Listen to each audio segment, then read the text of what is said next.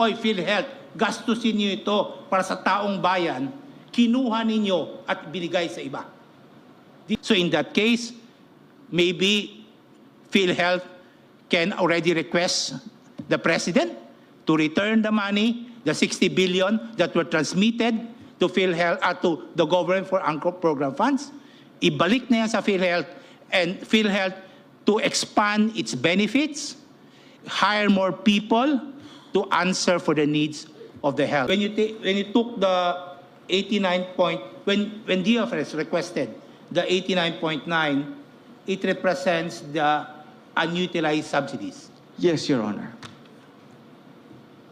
When you speak of subsidies that were given to PhilHealth on 2021, 22, and 2023, why do you consider that unutilized? Because PhilHealth is a going concern.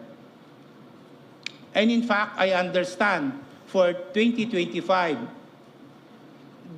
no subsidy was allotted to PhilHealth. So why would you consider it to be unutilized subsidy? Yes, Your Honor, if I may. Number one, for the past years, even for the years 2021, 2022, and 2023, PhilHealth consistently receives premium subsidies in the GAA. It was the case in 2024. They were allocated about 40 billion in the 2024 GAA, and in 2025, the executive proposed, I think, in the NEF of about 80 billion in subsidies. So the reason, Your Honor, is because consistently the government, when DOF computed or evaluated the fund balance, the national government has demonstrated the capacity, the willingness to continuously provide subsidies to PhilHealth. And of course, the mechanism in Section 37, the last paragraph, says that the DOH and PhilHealth can provide the necessaries, can request the subsidies to help it achieve the goals of the Universal Healthcare Act. So it's a continuous flow, Your Honor. Yes, precisely. So the fact that PhilHealth could not spend this amount for benefits, and the national government will take this amount to fund unprogrammed expenditures, the fault is on PhilHealth for not spending this. It is not for the government to take this away and for PhilHealth to expand its programs, so that the subsidies that were allocated by government for healthcare should not be taken away. Instead of directing the DOF, the national government, directing PhilHealth, oy, PhilHealth, gastusin niyo ito para sa taong bayan, kinuha ninyo at binigay sa iba. This is precisely the meat of this case. So, why is PhilHealth, therefore, not expanding their benefits and programs that would approximate the subsidies that were given to them to answer for the health benefits of our people? Your Honor, if I may. So this is, of course, based on the discussions with management and my experience in the deliberation of the board. But fundamentally, PhilHealth faces structural absorptive capacity issue. What does that mean? The benefits, expansion of benefits is only one part of the equation. To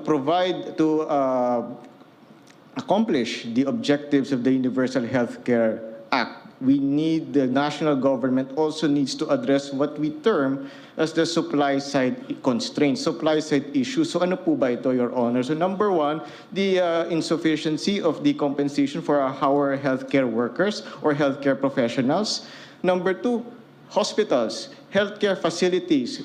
Even if there is even if benefit expansions occur, if there is no hospital within the vicinity of a specific beneficiary, particularly an indigent beneficiary, then they will not be able to avail of these expanded benefits. So there needs to be the supply side constraints. And of course, in addition to the direct health, supply side health constraints, so yung hospitals po, yung medical equipment, and of course the personnel, the health care workers, you also have the WHO also has this term called the social determinants of health. So those are the other things. Those are the other things that help improve health outcomes. So what are these? These things that you mentioned, absorptive capacity, the supply side issues, this can also be addressed by government.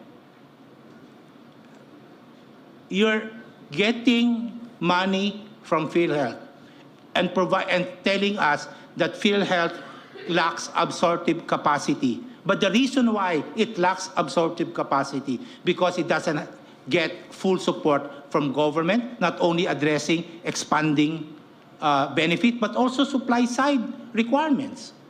So you're just providing an excuse to get this money out of PhilHealth. No, when you speak of limitations in hospitals, I mean, you can inquire from our people, repeated complaints that they cannot even get PhilHealth benefits. And if they get PhilHealth benefits, it's so low that it cannot even cover substantially the amount expenses or medical expenses. So people will not understand the issue of absorptive capacity or supply side demand or requirements. So on the issue of why do you need to take this amount if the blame should be on PhilHealth because it could not provide for these benefits? Your Honor, if I may. So after the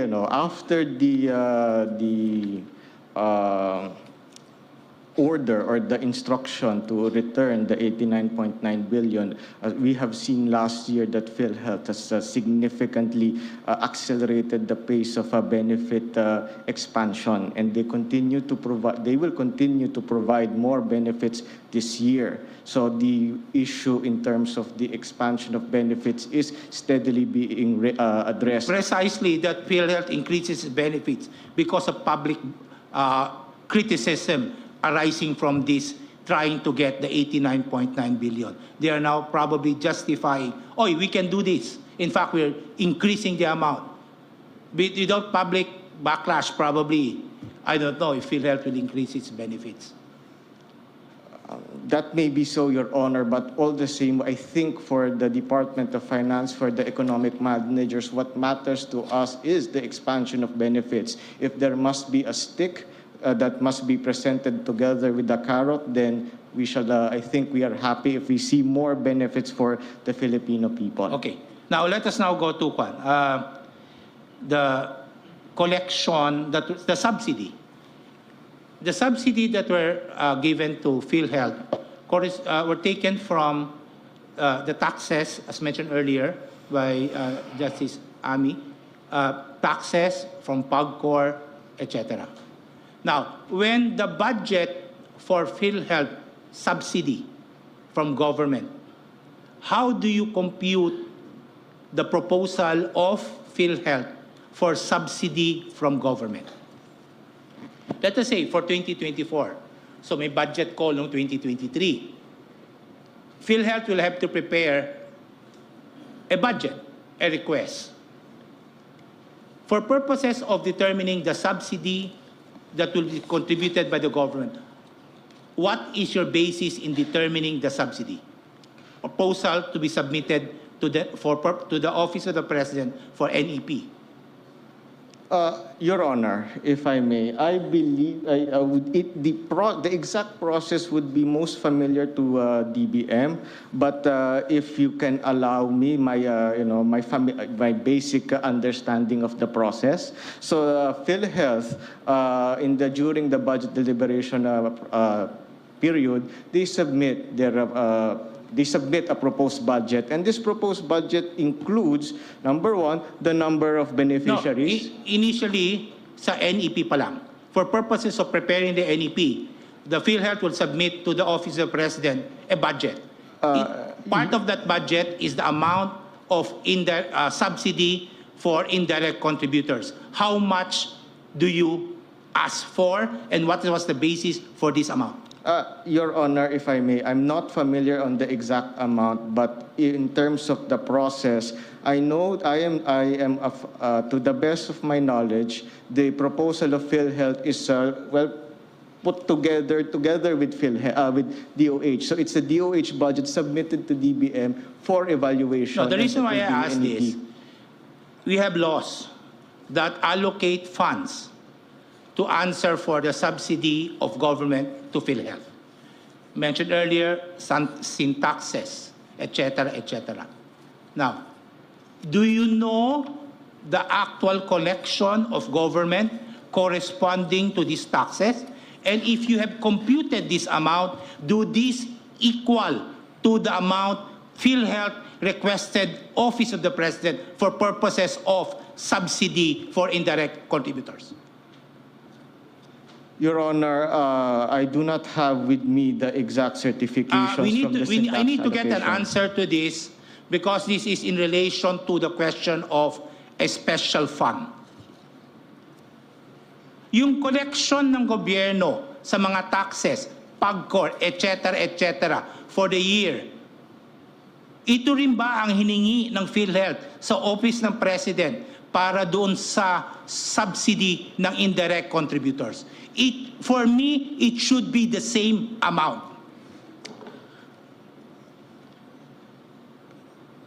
I believe our colleagues from PhilHealth or probably DOH would be in a better position to answer this on the exact amounts, Your Honor.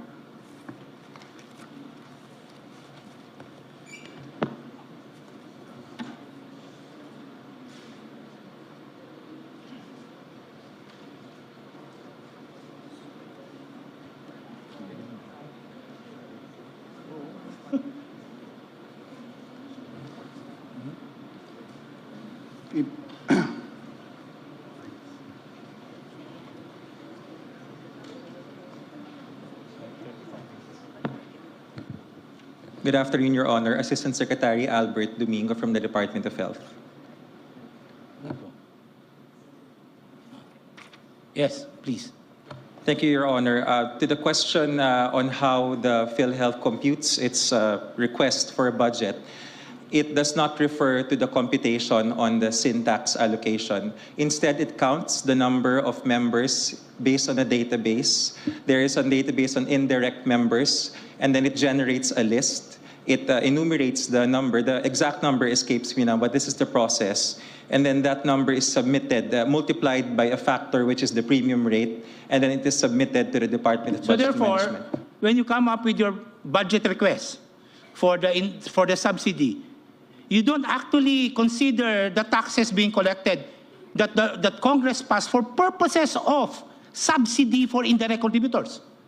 That is correct, Your Honor. The budget is computed based on the need. So they're not following the law? You're not observing what the law requires? Your Honor, budget principles require that it's needs-based.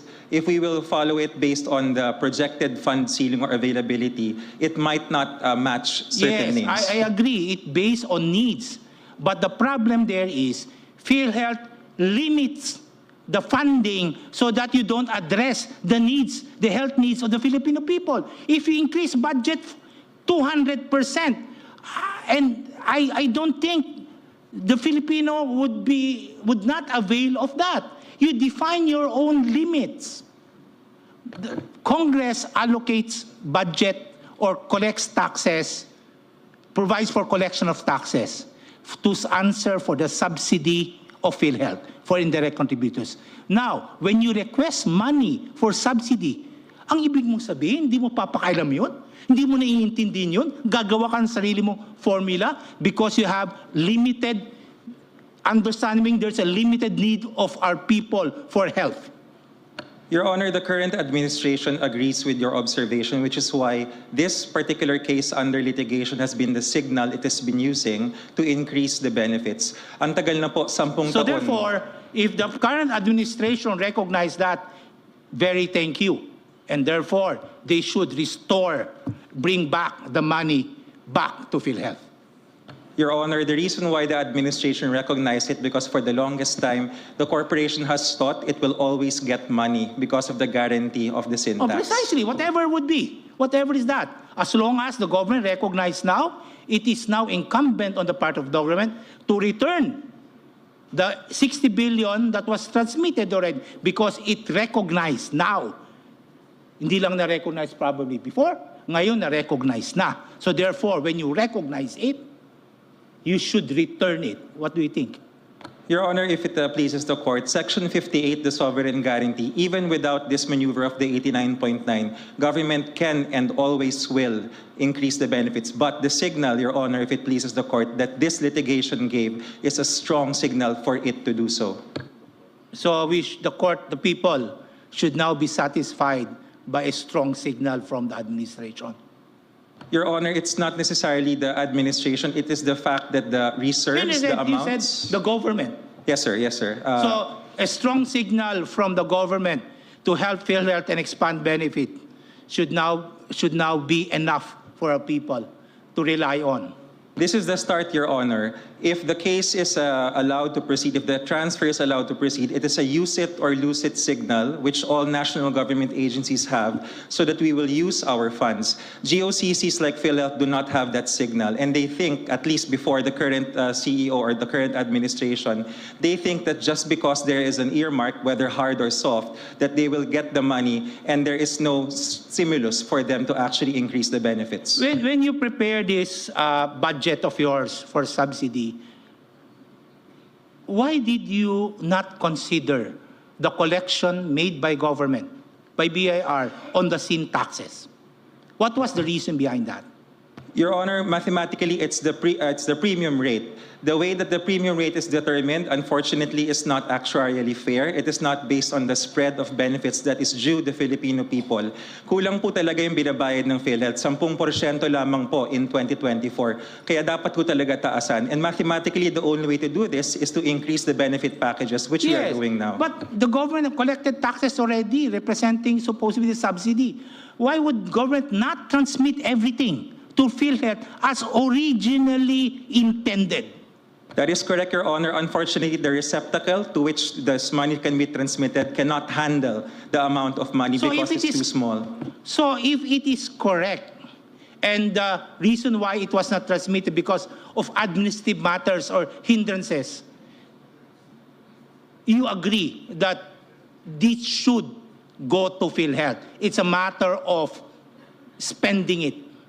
So therefore, when government merely allocated this amount, probably substantially lower from the taxes that were collected, all of the balance should be given to PhilHealth this year and prior years. It's just a matter of administrative absorption. Hindi lang kaya gastusin ng PhilHealth. Kung hindi kaya gastusin ng PhilHealth, ibigay sa PhilHealth at utusan ng PhilHealth, oy, taasan ninyo ang benefits nyo. Hoy, mag-hire kayo ng mga tao ninyo para magastos ito para sa health ng ating tao. Your Honor, if I may, 3 presidente na po ng Republika ang dumaan simula noong 2013 hanggang 2023. At siguro mahigit 10 mga presidente ng korporasyon. Ganun po lagi ang utos pero hindi po nangyayari until now. Probably it's time to overhaul PhilHealth and change the board for not complying what the law requires. Hindi kasalanan ng tao yan. For not availing all of these benefits. Apparently from your own words, kasalanan yan ng administrasyon, this administration, last administration, or the previous administration. At kasalanan yan ng PhilHealth Board. Huwag natin pahirapan yung tao because nandyan naman yung pera. The money is there. Government will not giving it to PhilHealth to serve as health benefits for our people. If I may, Your Honor, In fact, nung una pong oral arguments, iba po yung PCEO na humarap sa korting ito. At nung ikalawang oral arguments, ganun ho kabilis, iba na ho uli yung humarap na CEO. Kino-correct na po. Okay, so that's maybe a good point from PhilHealth, but we cannot close our eyes for the past years na hindi nabigay in benefits. So in that case, maybe PhilHealth can already request the President to return the money, the 60 billion that were transmitted to PhilHealth, to the government for Angkor program funds. Ibalik na yan sa PhilHealth, and PhilHealth to expand its benefits, hire more people to answer for the needs of the health of our people. That will be all, Chief. Thank you. Thank you, Justice Ko. Your Honor, please, if I may